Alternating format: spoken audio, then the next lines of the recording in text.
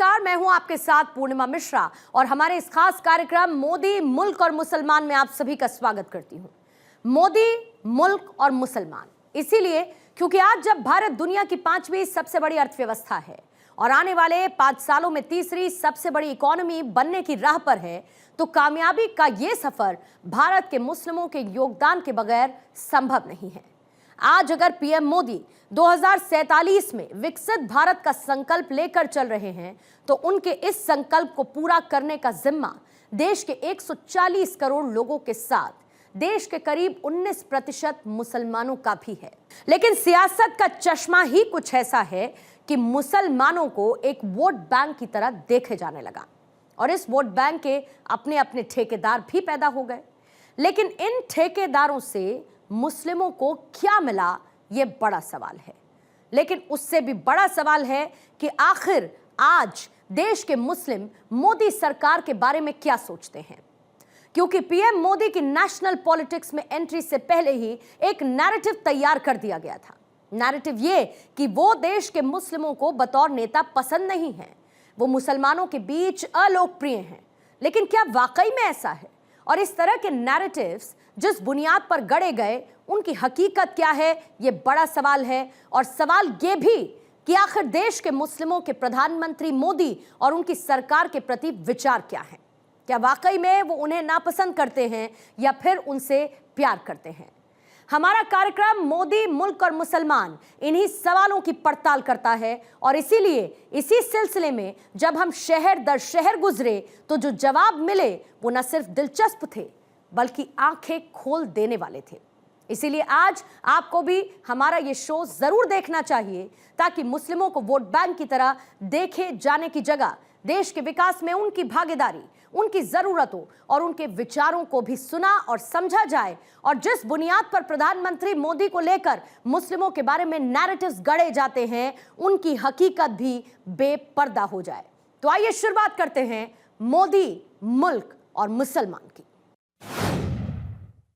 भारत 24 का खास प्रोग्राम मोदी, मुल्क और मुसलमान में हम पहुंच चुके हैं। इस समय जौनपुर के बदलापुर विधानसभा में हम कुछ लोगों से बात करेंगे, मुसलमान परिवारों से, कि मोदी ने इनको क्या ऐसा दिया है कि जो तीसरी बार मोदी सरकार की बात कही जा रही है, कितना सही है और क्या दिया है मोदी ने। क्या नाम है आपका? अब्दुल रशीद। रशीद जी, बताइए क्या दिया है मोदी सरकार ने? मोदी सरकार ने सब कुछ दिया जो तक आज तक किसी सरकारों ने नहीं दिया।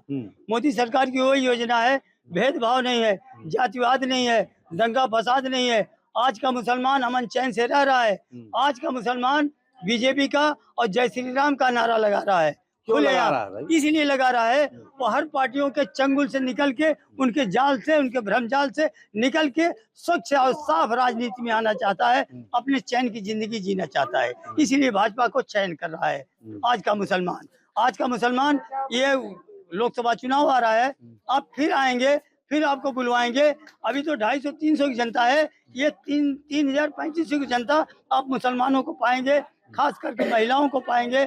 महिलाओं के लिए जो 4 शादी और ये 3 तलाक, हलाला, ये सब मैटर, ये मुद्दा मुसलमान के ठेकेदारों को, धार्मिक गुरुओं को उठाना चाहिए।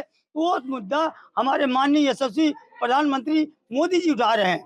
जहाँ से इस्लाम निकला है अरब कंट्री से, वहाँ स्वामी नारायण मंदिर बना है, 27 एकड़ वहाँ के किंग ने दिया। इस्लाम के देश से, इस्लाम की कंट्री से जब भाजपा का झंडा बुलंद हुआ है, तो उत्तर प्रदेश में, भारत में भारतीय जनता पार्टी का झंडा बुलंद होगा। और मेरा वचन है, मेरा वादा है, मैं आप लोगों के सामने कह रहा हूँ, आज के दिन 250-300 मुसलमान माएँ और बहनें उठी हैं। और इसके बाद ये पूरा यूपी भाजपा मय हो जाएगा मुसलमानों से। चंद कट्टरवादी मुसलमान, चंद धर्म के ठेकेदारों को छोड़ करके बाकी ये पिछले समाज के लोग उब चुके हैं और पार्टी के तांडव से। ये बताइए, जो आप कह रहे हैं धर्म के ठेकेदार, पिछले चुनावों में हिंदू और मुस्लिम को लड़ा के राजनीति की जाती थी, इस बार कैसे चुनाव होगा 24 का? देखिए, इस बार हम लोग खास करके मुसलमानों का, अल्पसंख्यक के लोगों के आंख की पट्टी खुल गई। ये भ्रमजाल फैलाया जा रहा था, भाजपा मुसलमानों के दुश्मन है, सीए ला रही है, ये ला रही, वो ला रही, कुछ भी नहीं है। मुसलमान अमन चैन से रह रहा है। हमारे जैसा मुसलमान जो थोड़ी सी सूझबूझ रखने वाला है भाजपा का पर्चम उठाएगा और जय श्री राम का नारा लगाएगा। एक कहावत अभी आप गा रहे थे, क्या कह रहे थे?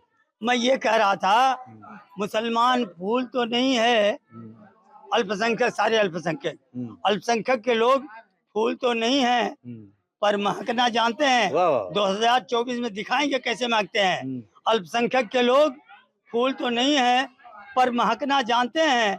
बिन रोए अपना गम बताना जानते हैं। वाह। अक्सर खुश रहते हैं लोग हमसे, क्योंकि हम रिश्ते निभाना जानते हैं, क्योंकि हम रिश्ते निभाना। ये बताइए, ओवैसी जी बार बार आपके धर्म का ठेका लेते हैं, वोट बैंक की राजनीति करते हैं, ओवैसी को कैसे मुस्लिम समुदाय देखता है?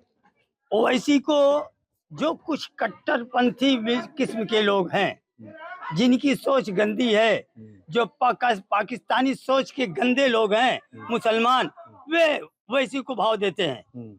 वैसी हैदराबाद से आके यहाँ राजनीति करेगा। यूपी के लोग जो हमारा साथ देते हैं, हमारा समर्थन करते हैं। आज भाजपा का एक छोटा कार्यकर्ता, मैं जुड़ा हूँ विधानसभा चुनाव से 8-9 महीना पहले, तब से मैं पीछे मुड़ के देखा नहीं। क्यों नहीं देखा? इसलिए नहीं देखा, भाजपा के कार्यकर्ता, ये संगठन मेरे साथ रात दिन खड़ा रहता है। मेरी एक आवाज, एक लब्बैक पर मैं हाजिर हूँ का नारा लगाता है। उन लोगों का साथ मैं क्यों दूं जो जातिवाद की राजनीति करते हैं, वंशवाद की राजनीति करते हैं, परिवारवाद की राजनीति करते हैं, क्षेत्रवाद की राजनीति करते हैं। हमारा नारा क्या है? सबका साथ, सबका विकास, सबका प्रयास, सबका विश्वास। मुसलमान कहा जाता है, अरे मुसलमान, एक मुसलमान को भाजपा वोट दे के दिखावे। मेरा जवाब था, क्या कितने मुसलमान भाजपा के साथ खुल करके झंडा उठा रहे हैं? आज का मुसलमान खुल के झंडा उठा ले, किसी से डरे नहीं। तो इंशाल्लाह मेरा वादा है, मुसलमान को टिकट नहीं, राज्यसभा का सदस्य जैसे अंसारी साहब को बनाया गया है, इसी तरह से बनाया जाएगा। कुरान की बात कर रहे थे अभी, आपकी कुरान की कसम खा ली जो डिबेट करना चाहिए, हाँ, क्या करें? मैं धर्म के गुरुओं को कहना चाहता हूँ, कुरान में एक लफ्ज लिखा है, ला इकराह फिद्दीन। दीन के अंदर, धर्म के अंदर जबरदस्ती नहीं है। और जो जबरदस्ती करते हैं, औरतों को विद्यालय नहीं जाना है, शिक्षा नहीं ग्रहण करेगी, तो उनको वास्तविकता, उनको हकीकत मालूम कैसे होगी? मेरी अच्छाई, मेरी बुराई कहाँ है? ये धर्म के ठेकेदार लोग रोकते हैं। और इस कुरान में लिखा है, या अय्युहल्लज़ीना आमनू, या ईमान वालों, अगर तुम अपने बाप को मुसलमान बनते हो, अतीउल्लाह व अतीउर रसूल, अल्लाह का काम मानो, अपने नबी का काम मानो, व उलिल अम्र मिनकुम, जो तुम में हुक्मरान हैं उनकी बात मानो। वाह वाह। और ये कहाँ से चलते हैं धर्म गुरु कि तुम्हारा कुरान? अरे कुरान के मानने वालों, अगर डिबेट करना है तो मुझसे आगे डिबेट करो, जिसका कुरान का एक एक अक्षर मैं जानता हूँ। हदीस की बात करते हो, मोहम्मद साहब की बात करते हो, मोहम्मद साहब ने कहा कोई धर्म बुरा नहीं जानता। जय श्री राम का नारा लगाने से ये गुरेज करते हैं, राम का मतलब नहीं जानते। राम का मतलब, रा का मतलब होता है अहंकार, माँ का मतलब होता है मर्दन करने वाला। अहंकार का मर्दन करने वाला वही राम है, वही मोहम्मद है, वही अल्लाह का देवदूत है। मैं किसी की बात को फर्क नहीं मानता। अच्छा ये बताइए, पिछली सरकारों में मुस्लिम बच्चियों को शिक्षा से बहुत दूर रखा गया। मुस्लिम बच्चे सबको, मुस्लिम परिवारों को शिक्षा से दूर रखा गया कि शिक्षा अगर इनके अंदर रहेगी तो ये विरोध करेंगे चीजों का। जैसे एक भेड़ नहीं होती, भेड़ के बाद मुस्लिम का वोट कब्जा किया गया, कैसे देखते हैं? हमारे आइडियल, हमारे आदर्श, हमारे लिए मोहम्मद सल्लल्लाहु अलैहि वसल्लम है, हमारे नबी हैं।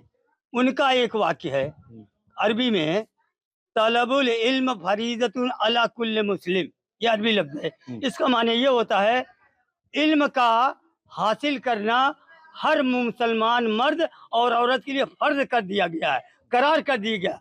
अगर आप इल्म नहीं रखेंगे, जो आपने कहा अंधी भेड़ की तरह कुएं में जाना है तो कुएं में कूदेंगे।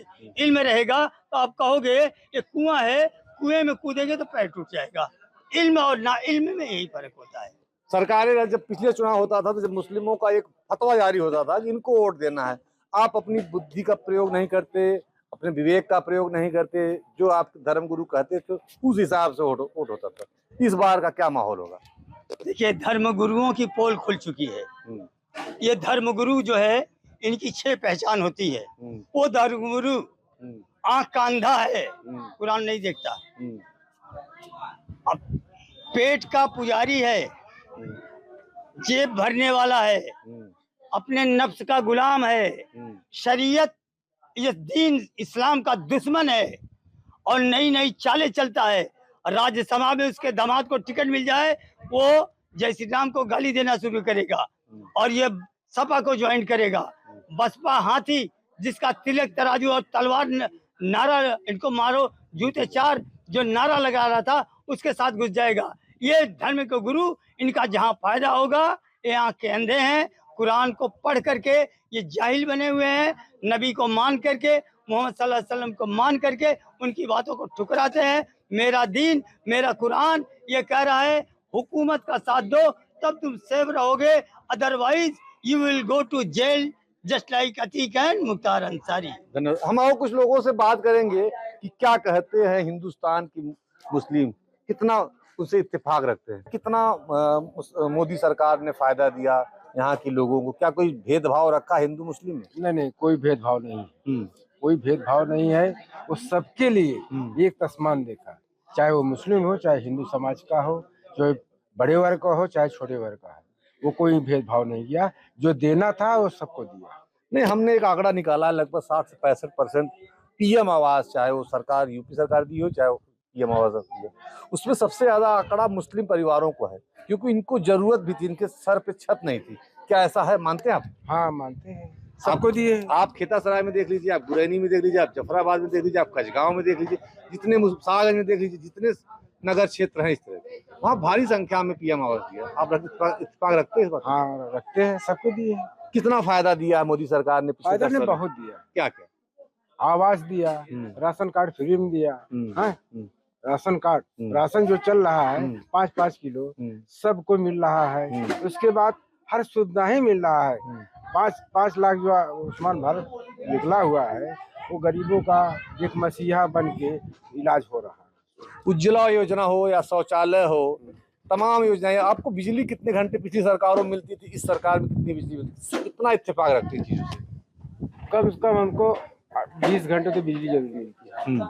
और सड़कों का क्या हाल है पिछली सरकारों में, आवाज की सरकारों में? आवाज यही है, सड़कों में जितने गड्ढे थे, जो जगह जगह की हर पानी गंदा गंदा वहाँ रहता था, वो सब भर गया, सब सही हो गया है। हम आपके नौपेड़वा से जहाँ हम हैं, यहाँ आने में हमको 1 घंटा लगता था पिछली सरकार। इतने बड़े गड्ढे तो आपने देखे होंगे, कितना झेला है उसको?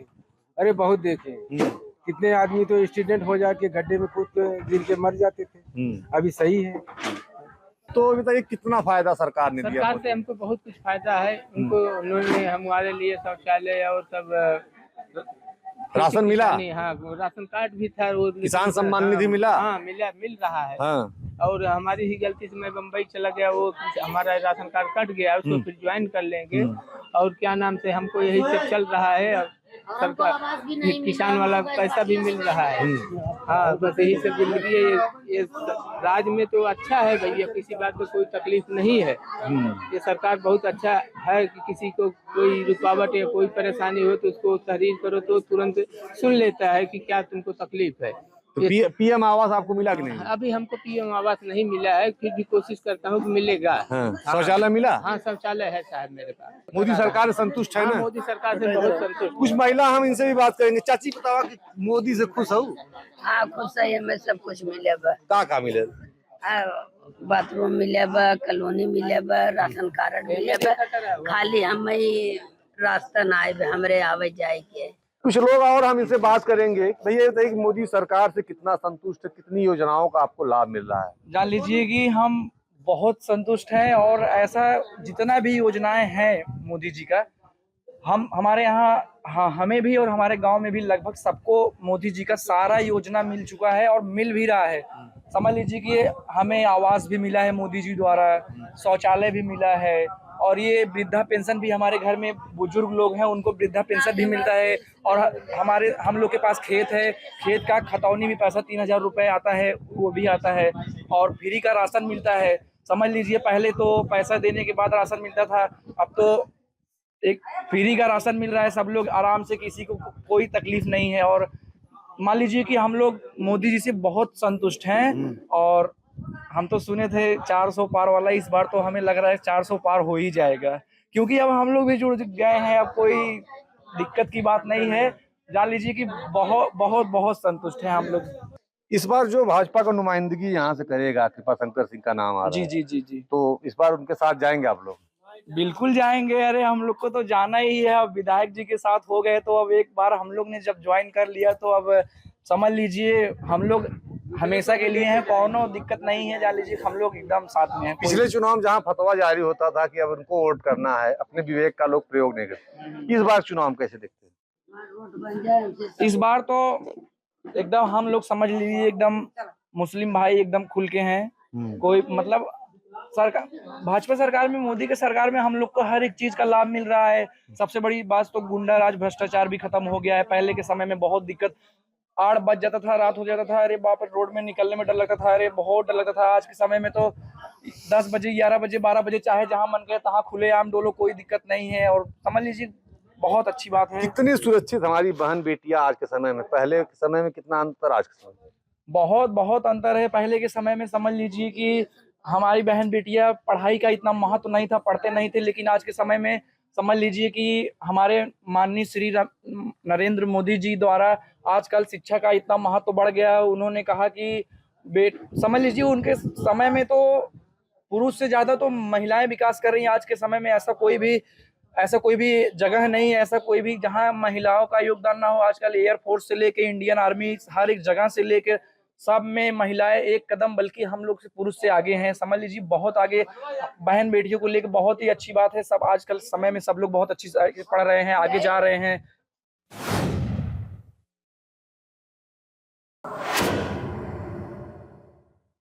जी, मैं आपको बता दूं कि जो मोदी सरकार है हमारी मौजूदा, और जब से वो बनी है 2014 से, तो महिलाओं के लिए सबसे पहले मैं बताना चाहूँगी आपको कि उन्होंने महिलाओं के लिए जो भी किया है वो आज तक किसी भी सरकार ने नहीं किया है।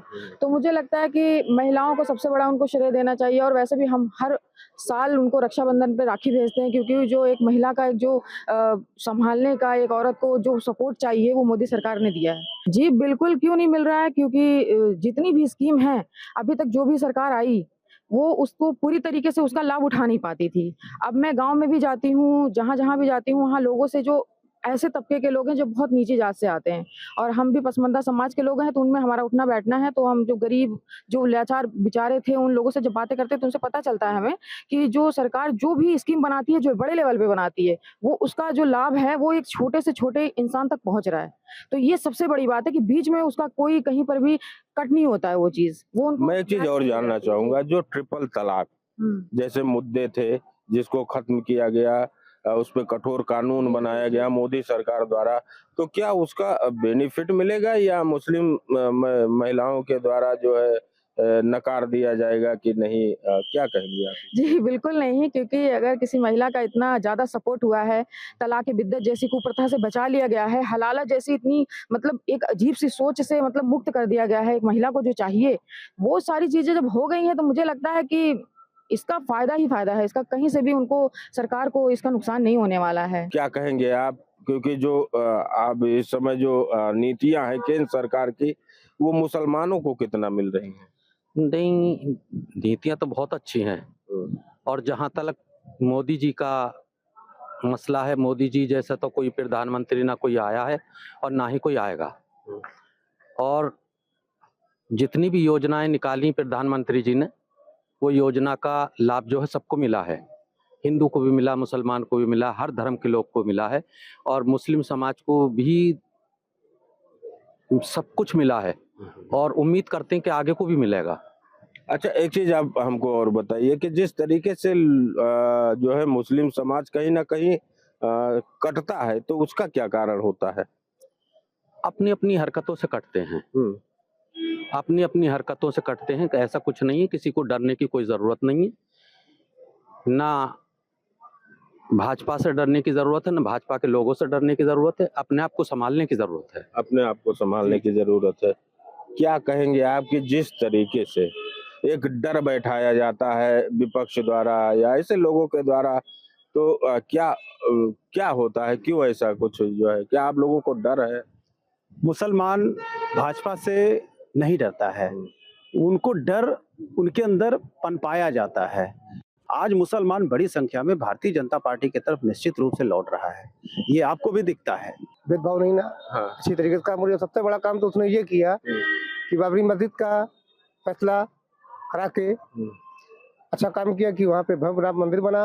अयोध्या का बहुत अच्छा विकास हुआ है। मैं तो अयोध्या का ही रहने वाला हूँ। अभी तो आपका जो है यूएई में भी मंदिर बन गया। जी, मंदिर बन गया, बढ़िया है। मंदिर से क्या विकास होता है? बहुत विकास होता है। हाँ।